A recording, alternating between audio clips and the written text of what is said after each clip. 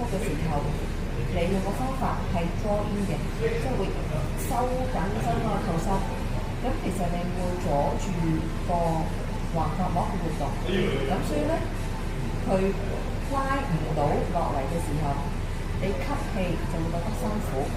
咁你就更加好想用你嘅淺呼吸去吸氣，咁所以你會 hold 得唔耐，同埋啲輔助肌肉背啊、胸啊嗰啲會特別會攰咯。咁所以如果想 hold 得耐或者真正用到個核心嘅話咧，必須你要用到個橫膈膜放鬆。當你收緊嘅時候，呼氣，咁個內核自然會收緊，穩定到你條腰，亦都可以吸氣，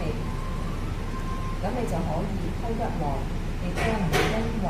過度收緊個腹而覺得好似透唔到氣。真正嘅呼吸係靠橫膈膜收縮放鬆，將空氣吸入肺同埋排出體外，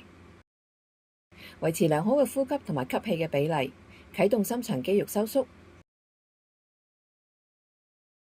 橫膈膜係呼吸嘅主要肌肉，亦都係內核嘅成員。呢啲內核肌群直接附喺脊柱，一齊製造腹腔內壓。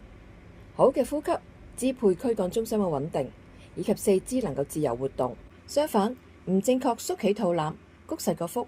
會窒礙橫膈膜嘅活動，呼吸越嚟越淺，好想吸氣，肩頸周圍肌肉會過度用力，手臂會更加快冇力，以致過度換氣，吸氣頻率會高過呼氣，全身會更加緊張，連支撐1分鐘都會覺得好辛苦，唞唔到氣。好大嘅原因係平時會習慣淺呼吸。